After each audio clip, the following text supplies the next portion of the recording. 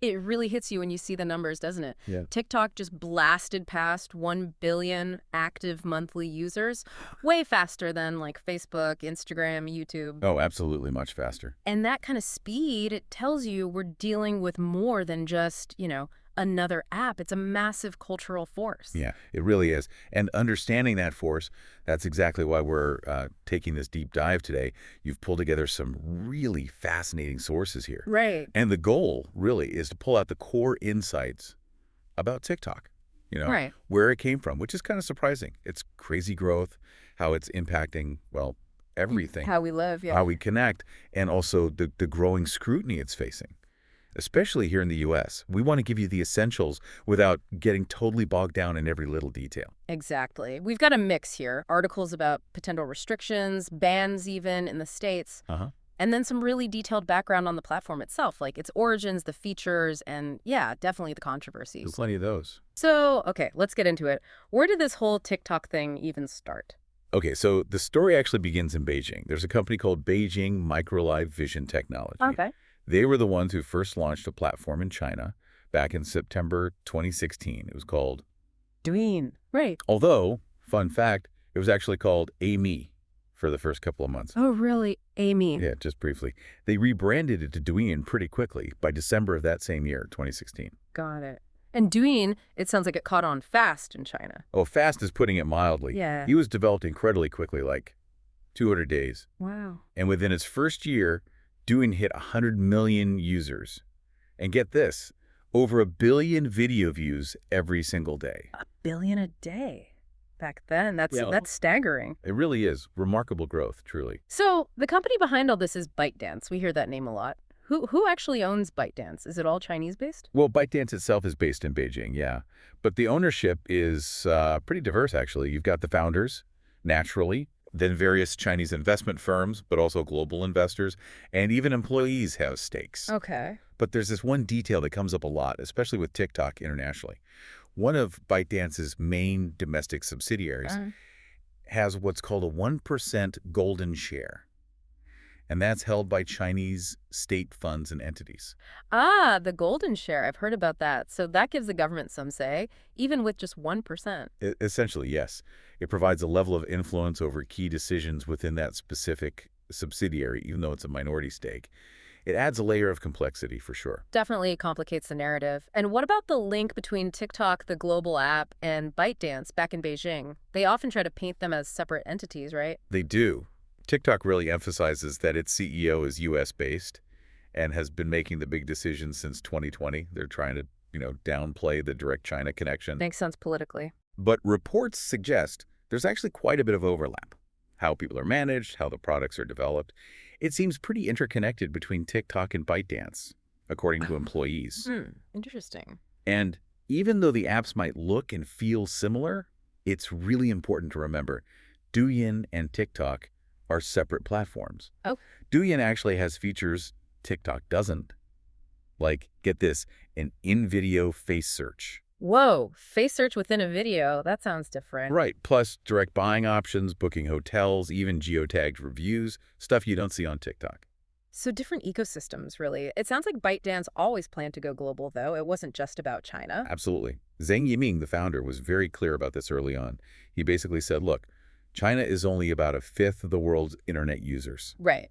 To be truly successful, you have to expand internationally. So that thinking led directly to creating TikTok as the international version. Okay, so that was the strategy. Yeah. They launched TikTok for the global market in September 2017. Yeah. And then just 2 months later, November 2017, they made a huge move. What was that? They bought Musical Ah. for nearly $1 billion. Musical.ly. I remember that. That was huge, especially with kids in the U.S. Exactly. And Musical.ly, interestingly, had its HQ in Shanghai, but also a big office in Santa Monica. So that gave ByteDance an instant U.S. presence. Precisely. A massive user base and a foothold right in California.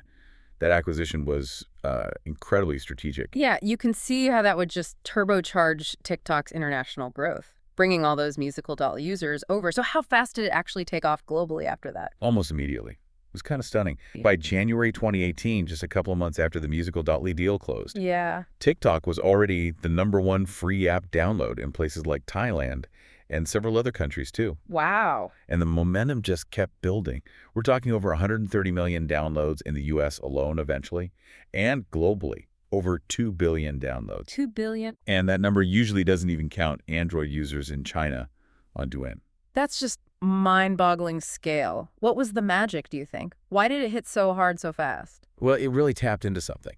This desire for short, super engaging, easily shareable video content, perfect for mobile. Right, that short form factor. Yeah, and maybe other platforms were a bit slower to really lean into that specific format with that kind of addictive algorithm. It felt like it came out of nowhere, and suddenly, not just kids, but like major celebrities were jumping on. You're right. That started around 2018. You saw people like Jimmy Fallon, Tony Hawk. Yeah, Tony Hawk was early. He was. And that helped make it feel more mainstream. And soon you had Jennifer Lopez, Will Smith, Justin Bieber. Huge names. That definitely signals a shift. And by 2019, they were already adding features like links for selling merchandise and videos. Ah, starting to monetize the creators. Exactly. Signaling its commercial potential. And that same year, they landed a multi-year partnership with the NFL. The NFL, wow, that's mainstream credibility right there. Big time, including an official NFL TikTok account. And by July 2020, just TikTok alone, not counting Douyin, was reporting nearly 800 million monthly active users worldwide. 800 million, it's hard to even picture that. And it was topping the App Store charts constantly back then, wasn't it? Oh, it completely dominated. First half of 2018, over 100 million downloads just on Apple's App Store. Just Apple. After the musical Dotly merger, downloads just surged. It became the most downloaded app in the U.S. by October 2018. Ahead of the giants. Yeah, and it stayed there. Most downloaded on the Apple App Store for both 2018 and 2019, beating Facebook, YouTube, Instagram, you name it. Incredible. Plus, they were making other moves. That big cloud hosting deal with Oracle in September 2020. Right, that was controversial too. And locking down licensing deals with major music labels, Sony Music in November 20, Warner Music Group in December 20. Very important for the platform. Yeah, music is key.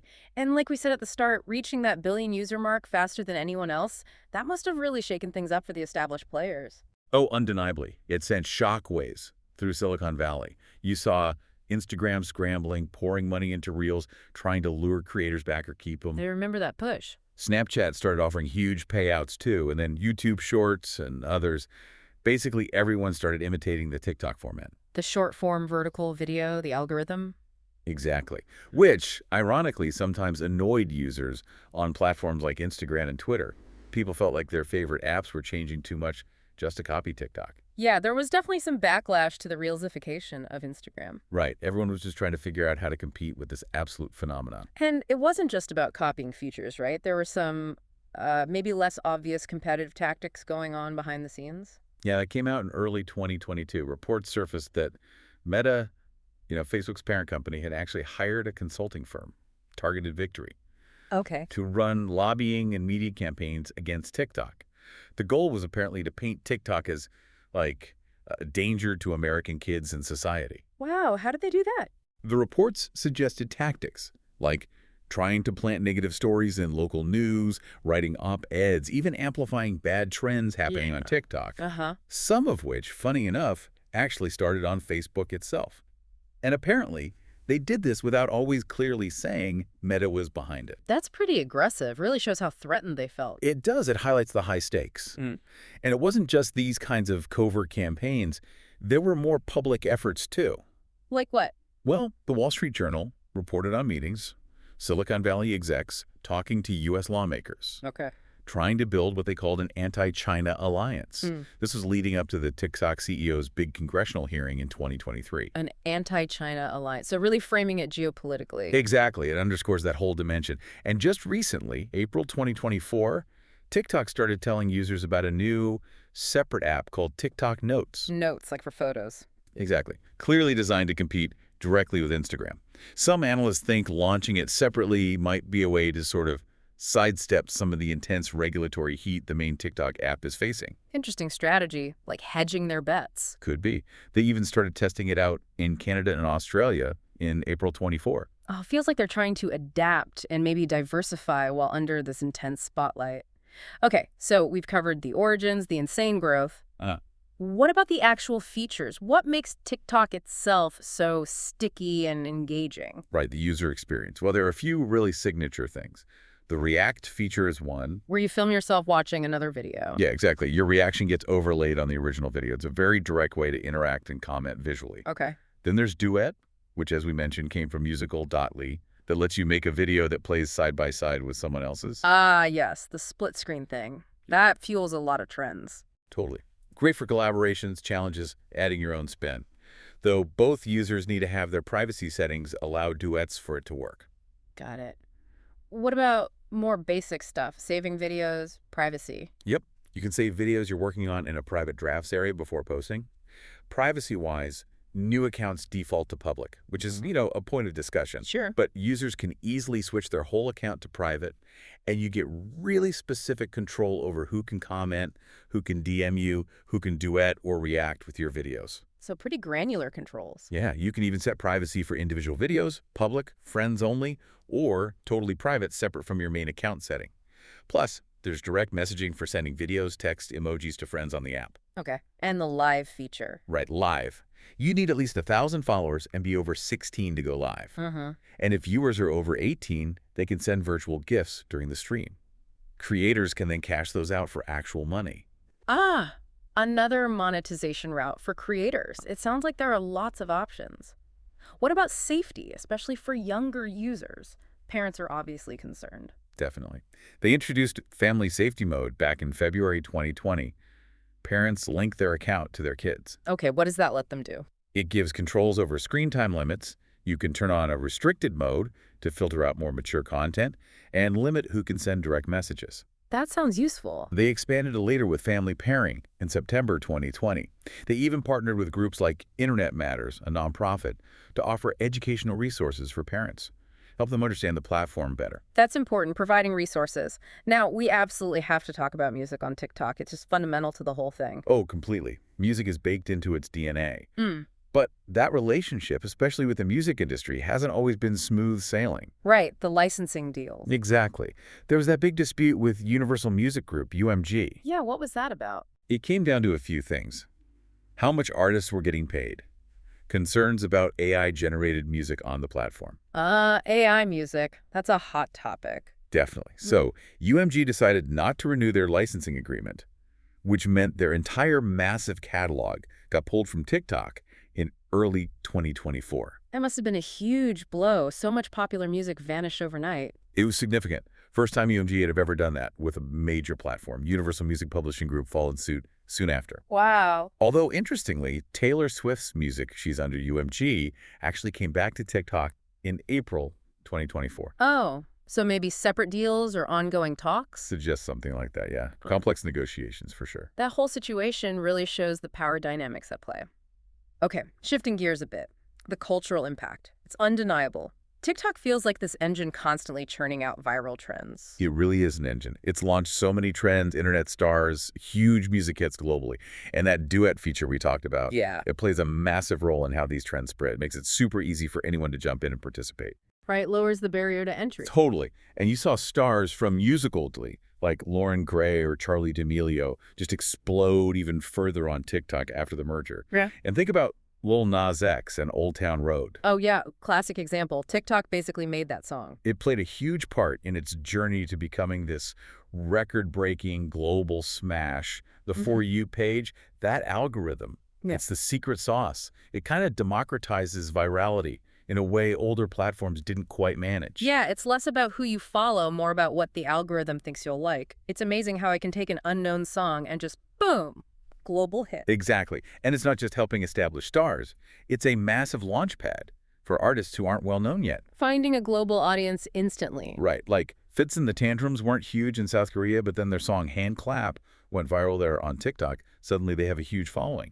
Wow. Or Zico, a Korean artist, his hashtag #AnySongChallenge pushed his song right to the top of the charts in Korea. And it's not just new music, is it? It revives old songs too. Oh yeah, big time. Fleetwood Mac's Dreams, Kate Bush's Running Up That Hill, thanks to Stranger Things, but amplified hugely by TikTok. Right. Kylie Minogue's Padam Padam, all of these older songs finding totally new life with younger audiences because of TikTok trends. Yeah. Even seeing a boom in Japan for artists from like the 70s to the 90s. That's wild, bridging generations through viral videos. But it's not just music and dance, right? It's seeped into other areas like politics. That's a really significant point. Remember back in 2020, the reports about TikTok users and K-pop fans coordinating. For the Trump rally in Tulsa. Yeah, they apparently registered for hundreds of thousands of tickets they never planned to use. Some people think that contributed to the lower than expected crowd size. Digital activism. And then later that year, you had TikTok for Biden forming, which then became Gen Z for Change. And remember the Ratatouille the musical. Oh my gosh, yes, that was amazing. Entirely crowdsourced on TikTok. Such a unique creative explosion, purely a product of the platform's collaborative nature. But let's be real, not all the trends are musicals about rats. Some are genuinely concerning. That's definitely true. While lots of challenges are just harmless fun, we have seen problematic ones, like that devious licks trend. Vandalizing schools or... The slap a teacher challenge. Now, to be fair, reports suggest those actually started on Facebook, not TikTok, but they got associated with TikTok. Right, the association sticks. It shows the potential downside, how trends can encourage bad behavior. No. But on the flip side, think about hashtag food talk. Oh yeah, the food trends are huge. Baked feta pasta. Pesto eggs, a leftover salmon bowl. Yeah. Those things genuinely influence what people cook and even what stores stock. True. And fashion too, right? More visibility for different body types. Yeah, the mid-size fashion conversation has really gained visibility on TikTok. More inclusive representation, which is positive. Okay. And then there's the whole world of cosmetic surgery on TikTok. That seems intense. It is. It's huge. Hashtags like hashtag nose job check, discussions about procedures like buccal fat removal, they get billions of views. Yeah. And you even have plastic surgeons becoming major influencers on the platform. That raises some questions, doesn't it? About advertising, beauty standards, especially for younger users seeing all this? Absolutely. It raises definite ethical considerations. But, you know, it's not all just trends in surgery. Film criticism has found a voice there, too.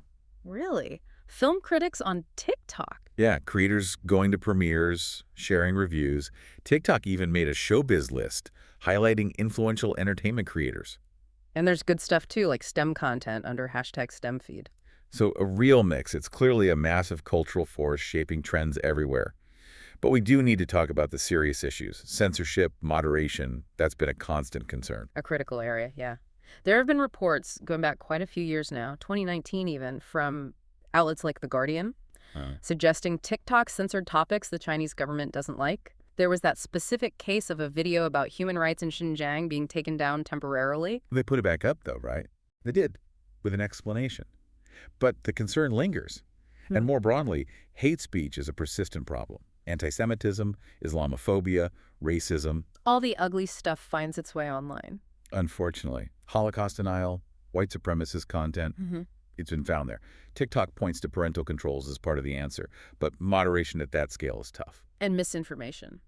Conspiracy theories. Big problem, too. Things like Pizzagate, QAnon, they spread on TikTok. COVID-19 misinformation was rampant. What does TikTok do about that? They say they remove some videos, add links to, what they deem accurate information sources, but the volume is just immense. It's a constant battle. Yeah. And it's interesting to contrast this with Douyin in China. The rules for minors there are much stricter. How so? Mandatory parental controls, a special teenage mode with only pre-approved content, really strict screen time limits, accounts linked to Real ID. Very different from the global TikTok policies. Wow. Yeah, that's a stark difference. And there have been other slip-ups, like removing the intersex hashtag, which they called a mistake. Plus, those ongoing accusations of bias regarding Tibet, Taiwan, the Uyghurs. And recently, September 2024, they kicked off Russian state media, like RT and Sputnik. Citing covert influence. Right. So it's this incredibly complex balancing act. Yeah. Free speech versus harm, global platform versus local sensitivities, political pressures. It's a minefield. Definitely sounds like it. And beyond content moderation, there's a whole list of other controversies swirling around TikTok. Oh, yeah. Cyberbullying is a constant issue, like on many platforms. Concerns about addiction apparently documented in TikTok's own research. Addiction, really? That's what reports suggest. They did add features like reminders to take breaks after, 90 minutes. Okay. Then there's the whole debate about short-form video and attention spans and serious mental health concerns. What kind of concerns? State attorneys general here in the U.S. have investigated the impact on kids' mental health. potential links between seeing sexualized content and issues in teen girls. The whole rabbit hole effect, where the algorithm keeps feeding you similar negative content. Like self-harm or eating disorder content. Exactly. Tragically, there have even been lawsuits linking the platform to wrongful deaths. That's awful. TikTok has responded with things like bedtime reminders for teens, default screen time limits. But the concerns persist. There was even that weird report about a possible link between TikToks about Tourette's and an increase in tics in some teen girls. Wow. So many potential impacts. And it keeps coming. Nebraska sued them in May 2024 over alleged harm to minors. Senators demanding documents on teen safety. It's ongoing. A lot of legal and regulatory pressure. And it's not just about the user experience, right? There were issues with workplace conditions, too. That's right. Reports from former employees talked about really tough conditions, long hours, intense workload, burnout, concerns about well-being. And then the platform gets caught up in real-world conflicts, too, like the Israel-Palestine situation. Yeah, it became very contentious. After the October 7th attack in 2023, reports emerged of anti-Semitism within the company, plus a rise in anti-Jewish and anti-Israel content on the platform. TikTok faced accusations of bias, particularly around content supporting Palestinian resistance claims they denied in places like Malaysia. But at the same time, the Israeli Defense Force uses TikTok pretty actively for recruitment and PR. So it becomes a battleground for narratives. Exactly. And it's playing a role in elections, too. They set up election centers for the European Parliament vote. Lawmakers use it. Even President Biden's campaign joined TikTok recently. Gotta go where the voters are. It really touches everything, even medication shortages. Yeah, that was wild. The Ozempic shortage in 2022, partly blamed on viral TikTok trends promoting it for weight loss. Shows the real-world impact it can have. Supply chains, health. Absolutely. And some countries are taking drastic steps. Albania announced they're banning TikTok for a year, starting March 2025. A whole year. Why? Concerns about violence, bullying among kids, apparently after a fatal incident. Venezuela fined them over deadly viral challenges. And disturbing reports about child exploitation in Kenya, linked to the platform. Just a constant stream of serious issues, which inevitably leads to talk of bans and restrictions elsewhere, too. For sure. That big move in the U.S., April 2024, the Senate passing that foreign aid package. With the TikTok provision. Exactly. Basically saying ByteDance has to sell TikTok's U.S. operations or face a ban. President Biden signed that into law. That's huge. And Canada ordered TikTok to close its offices in November 24, citing security risks. Turkey's had restrictions before. And regulatory bodies everywhere, Canada's Privacy Commissioner, the European Commission, Australia's Information Commissioner, they're all probing TikTok's privacy practices. And the core issue there seems to be that potential link back to China's security laws. That's the fundamental tension, yeah. The fear that China's national security laws could force ByteDance to hand over user data, no matter what TikTok US says about its independence. And these security and privacy worries, they aren't just theoretical, right? There have been actual reported incidents. There have. Back in January 2020, a vulnerability was found that could potentially let attackers take over accounts using spoofed SMS messages. Yikes. August 2020, reports claimed TikTok was tracking Android user data, like unique device IDs, MAC addresses, IMEIs, potentially violating Google's rules. Collecting sensitive data. Then a researcher found TikTok's in-app browser could actually monitor your keystrokes, what you type on websites visited through the TikTok app. Monitor keystrokes, that's alarming. Very. And then the really big ones claims ByteDance staff access data of TikTok users in Hong Kong, and those reports that ByteDance spied on Forbes journalists who were investigating the company. Spying on journalists? Yeah, that led to FBI and DOJ investigations here in the U.S. Congress has been asking for updates on where those investigations stand. So concrete examples fueling the security fears. Exactly. These incidents, combined with China's laws, are what really drive the security concerns in other countries. Which brings us right back to that core issue. The relationship with China. ByteDance, based in Beijing, Chinese investors, that golden share. It's the elephant in the room, always. Right. That structure inevitably fuels worries about data security, potential government access.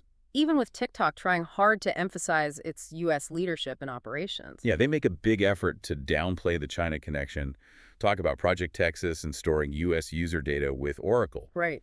But the parent company structure, the Chinese legal environment, those remain the central points of contention driving international scrutiny and these pushes for bans or divestment. Okay. So we've covered a lot of ground here. from the incredible rise, the cultural waves it creates, the content moderation nightmares, to these deep political and security concerns. If you had to boil it down, what are the absolute key takeaways for someone trying to grasp TikTok's whole deal? I think first, just the sheer speed and scale of its global takeover is unprecedented. Second, its cultural impact is undeniable. It shapes trends, music, even language. Right. But third, that massive influence comes with huge challenges.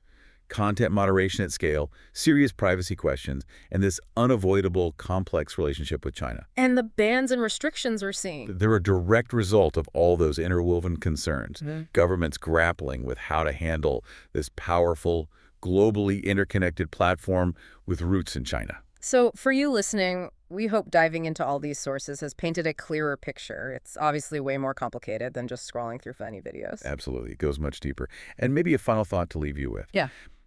When you see TikTok's huge influence, and then you see governments pushing back so hard, what does that signal for the future? Not just for TikTok, but for any global social media platform.